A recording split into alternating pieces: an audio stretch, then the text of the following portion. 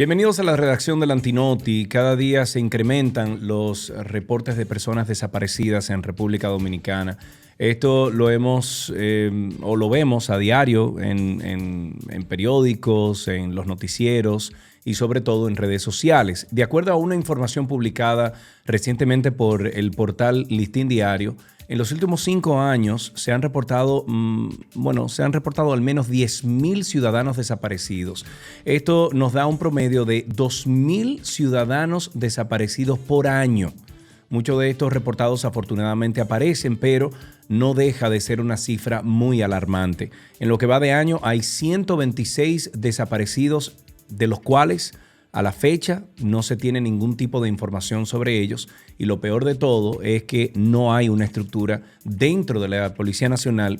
Más bien, en la policía no hay estructura de ningún tipo, pero no hay una estructura para investigar y dar seguimiento a estos casos. Hoy tenemos con nosotros a familiares de algunos desaparecidos, quienes nos expondrán la experiencia que han vivido luego de la desaparición de un ser querido.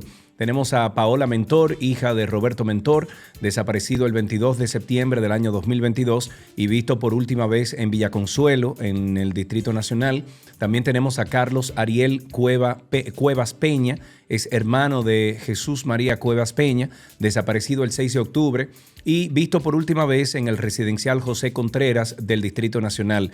También tenemos a Yocasta Díaz, quien es madre de Alexander Sanz Díaz, quien fue visto por última vez el 16 de mayo en Santo Domingo. Y tenemos a Raiza Javier Arias, quien es madre de Marino Antonio Agramonte Javier, fue visto por última vez el 7 de octubre del año 2022. Muchísimas gracias por estar con nosotros en esta redacción del Antinoti.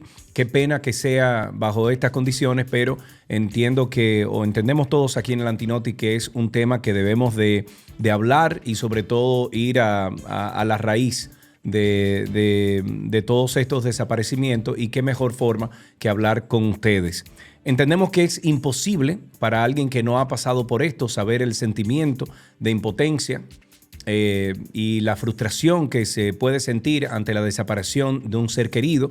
Lo que queremos con esta entrevista es poder ayudar de alguna forma a obtener información que facilite a estas familias a dar con el paradero de su ser querido, y que las autoridades tomen las medidas necesarias para que estos casos sean tratados de manera diligente por personal capacitado. Vamos a empezar con Paola. Paola, ¿cuándo ustedes se dieron cuenta de que su familiar se encontraba desaparecido? Al otro día. O sea, él salió de la casa, salió sin darnos cuenta, desafortunadamente. Salimos a buscar unos primos que viven en Villaconsuelo, lo encontraron afortunadamente. Y como ya era tarde de la noche, él se quedó allí a amanecer, porque el primo mío dijo que lo iba a llevar al otro día a la casa. Ok, ¿y cuáles fueron las razones al final de esa desaparición con tu pariente? O sea, él parece que salió de nuevo de la casa de ellos y no se dieron cuenta, porque él se quedó allá a amanecer. Hubo una situación que él despertó en la madrugada, que se quería ir para su casa. Sí. Sí, pero no sabemos realmente si salió en la madrugada o si salió en la mañana, porque entonces al otro día no nos supieron dar información de él. Ok, pero él se desapareció luego que salió de donde los primos. Exactamente, Villaconsuelo. En Villaconsuelo, ok. ¿Y cuándo fue? Recuérdanos la fecha. El 22 de septiembre, el mes pasado.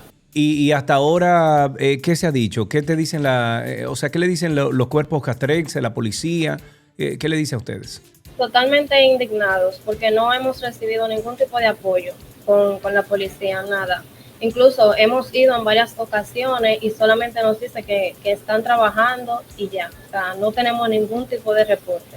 Incluso al comienzo pedimos las cámaras de seguridad, y esta es la fecha que no sabemos nada. ¿Las cámaras de seguridad de dónde, Paola? Del 911 y también de los alrededores de donde él se desapareció, que hay colmados y hay negocios.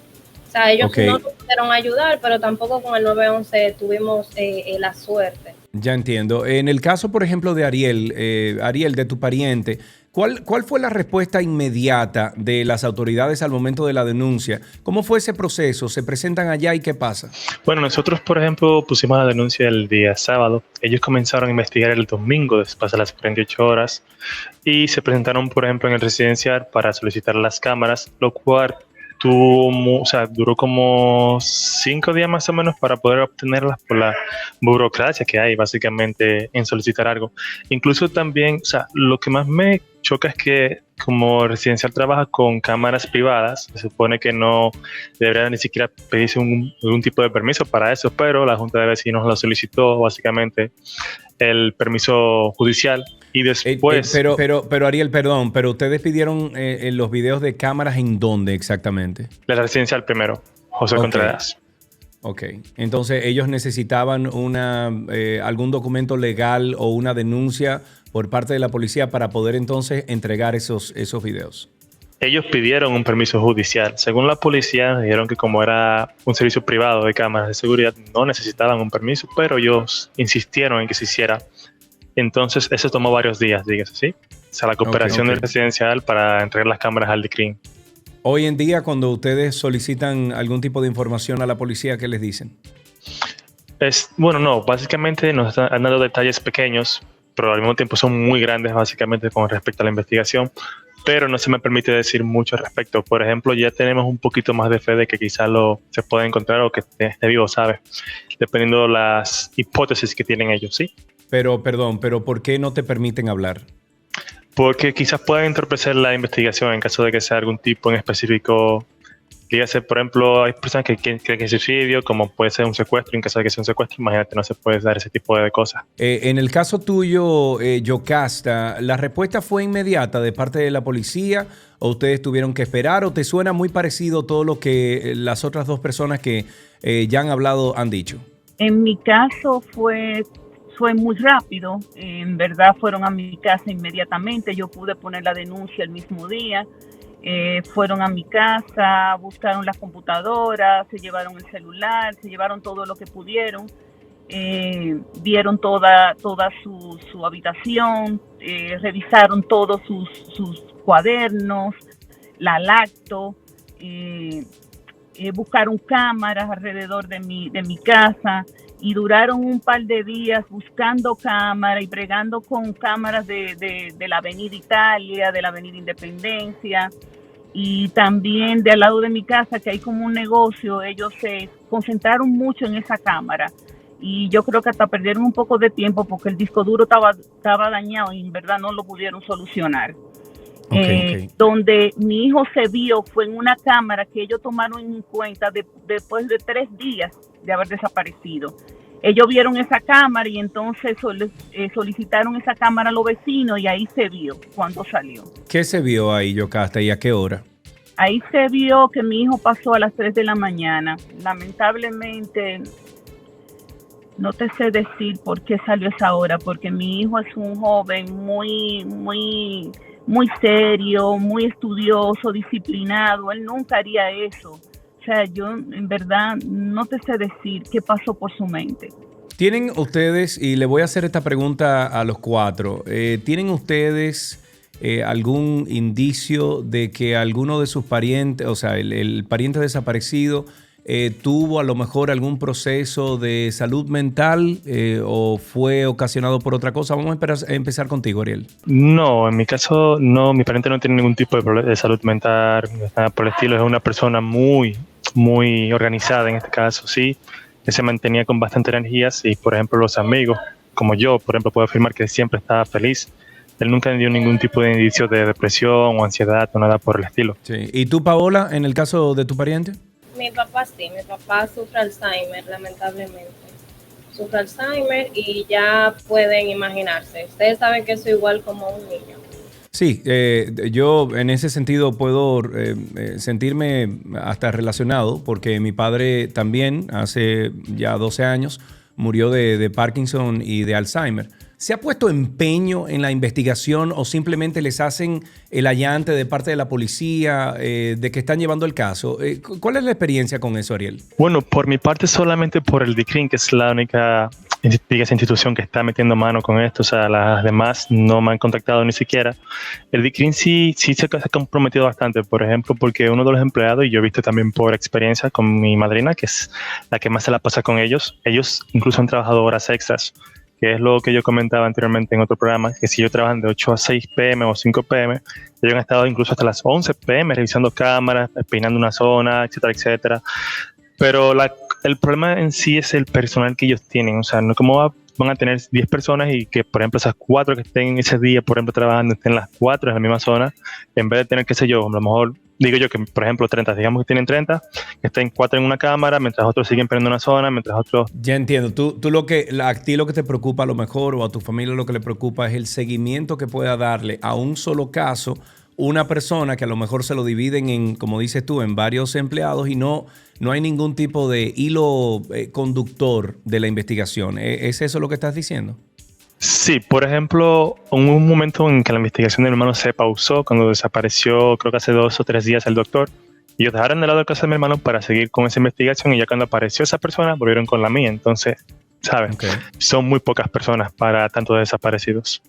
Hay familias que de repente lo que hacen es que buscan una investigación privada y no se afianzan tanto en la policía. En el caso de ustedes, de algunos de ustedes, Paola o Yocasta, que la veo ahí, que ya se integra de nuevo, ¿han ustedes solicitado algún servicio privado para este tipo de investigación? En mi caso, yo tuve una gran ayuda de una amiga militar. Con ella yo hice cosas, mientras la policía estaba investigando y buscando cámaras, nosotros estábamos metidos en la cueva del Mirador, en la cueva del Malecón, peinándose toda el área verde del Malecón, visitando sitios de indigentes. O sea, nosotros peinamos.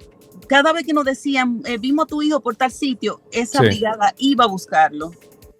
Ok, yo voy a mencionar una serie de pasos que deben realizarse al momento de que se reporta una desaparición de un ciudadano. Y esta información se puede consultar en línea, o sea, fue un googlazo que nosotros hicimos. Esto no es un secreto de Estado ni mucho menos, y es lo que ayuda a las autoridades a trazar las pautas en la investigación. Hicimos un breve resumen con algunos pasos que son estándar en varios países, y queremos que ustedes nos indiquen, vamos a ponerlo a todos ustedes en pantalla, nos indiquen si fueron realizados por la policía, si ustedes vieron que se realizó esto. Por ejemplo, revisar la casa, la habitación del desaparecido. ¿Se hizo eso en el caso de ustedes? ¿Sí o no? En mi caso sí. Sí. En mi caso sí. Ok. Te llevaron en tu caso inclusive la computadora y muchos documentos de mi hijo. Ok. En el caso de Paola, estás diciendo que no, nunca hicieron eso en tu casa. No hicieron eso. Ok. ¿Y Raiza, en el caso tuyo? Sí, fueron, se llevaron el dispositivo del hijo mío. Ok. ¿Qué tal el paso número 2, que es indagar, por ejemplo, en clínicas, en hospitales, si la persona se encuentra o ha estado ingresada? ¿Algunos de ustedes también supieron si la policía hizo esto? No, Sergio, ellos no hacen eso. Cuando uno pone la denuncia, te entregan un documento con todos los nombres de los hospitales, y uno como familiar tiene que ir a cada hospital. Yo en mi caso cogí un día con mis amistades a ir a todos los hospitales y pegar afiches. Inclusive yo buscaba en los libros donde se anotan los pacientes, yo buscaba con la persona que me recibía. Ok, y esto pasa para todos ustedes. Me imagino que eso es estándar entonces en la Policía Dominicana. Eso mismo hicimos nosotros.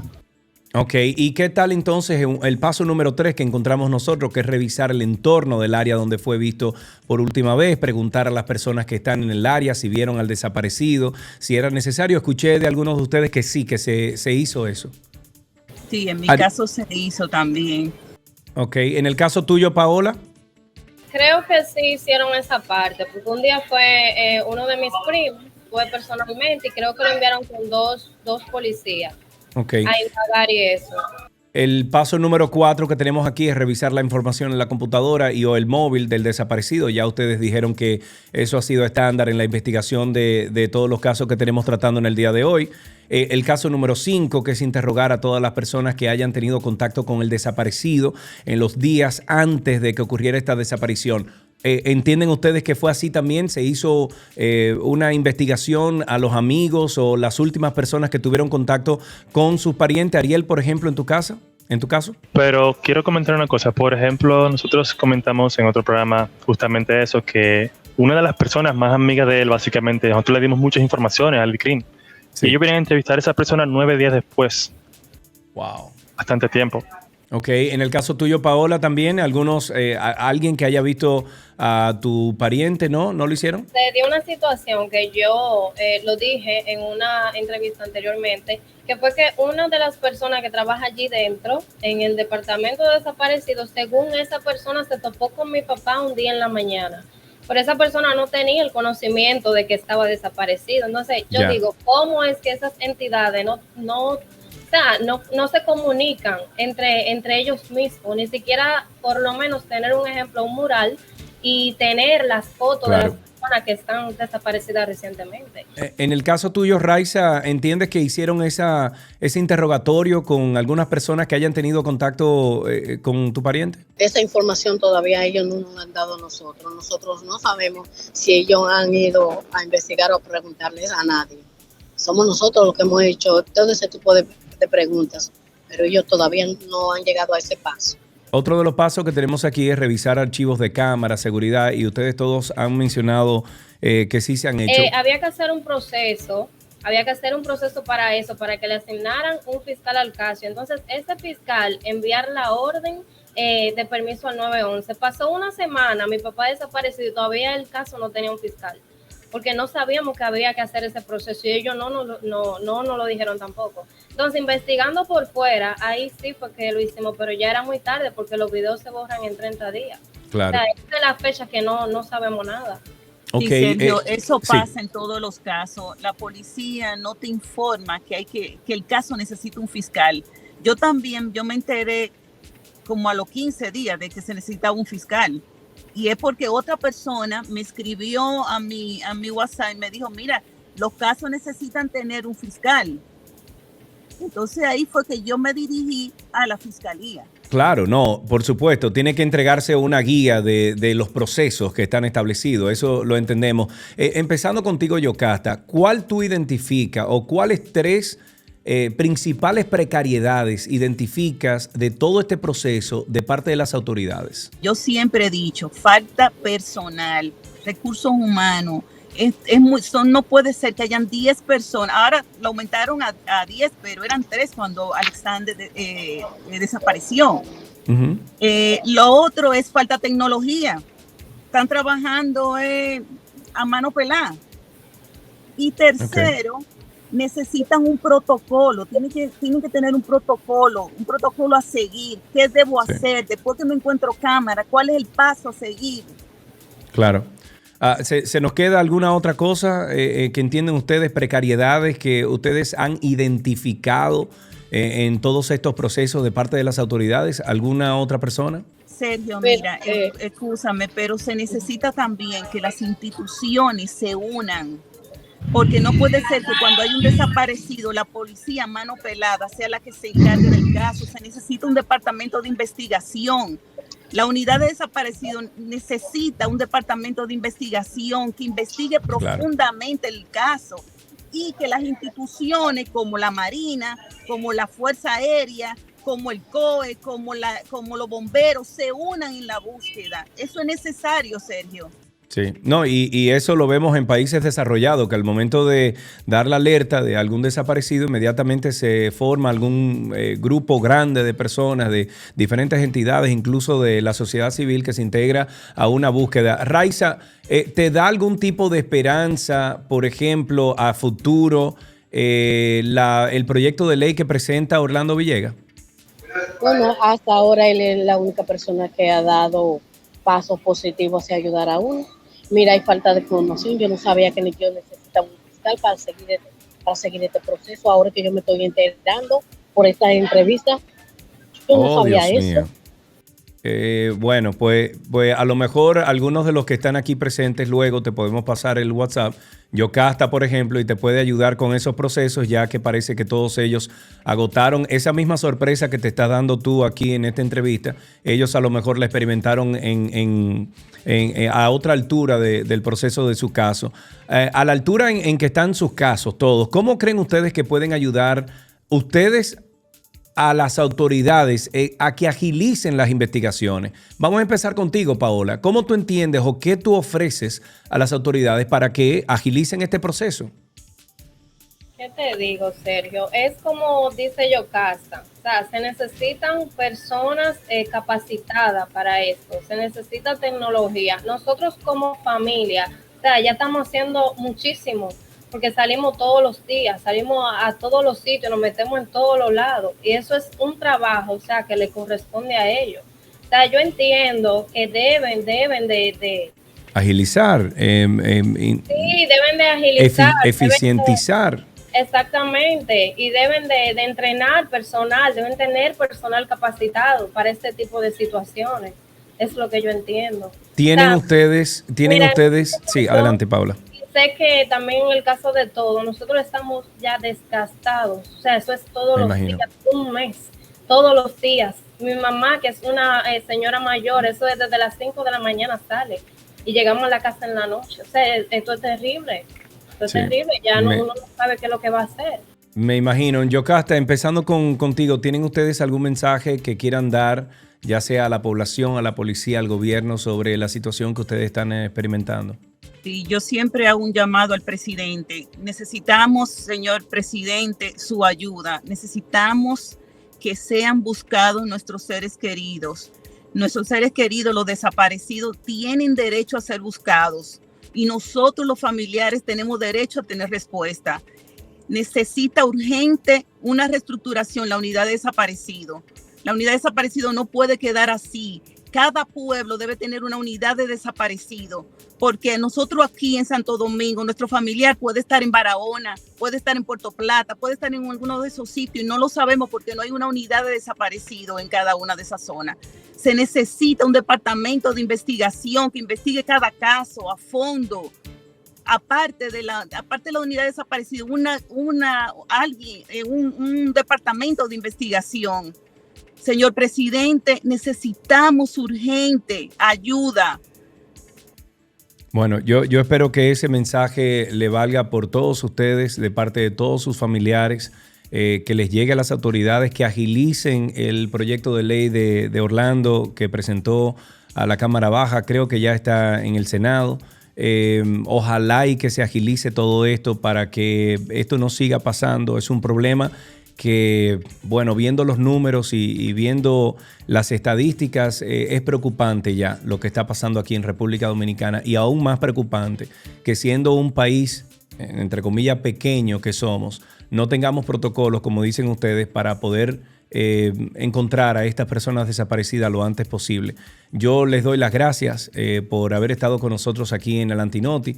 Queremos pedirle a todo el que haya visto esta entrevista, que si han visto alguna de estas personas que vieron en pantalla, o tienen cualquier información que pueda ayudar a dar con el paradero de estas personas, que por favor se pongan en contacto con los números que están abajo en la descripción de este video. A ustedes, como dije al principio de esta entrevista, qué mal que tuvimos que sentarnos a hablar bajo esta circunstancia. Me hubiese encantado que hubiese sido bajo otra, pero yo de todo corazón y todos nosotros aquí en el Antinoti, lo que deseamos es que estas personas, sus parientes, aparezcan. Gracias. Bueno, ya saben ustedes, señores, estamos haciendo esto para ver si contribuimos un poquito en la búsqueda de estas personas desaparecidas.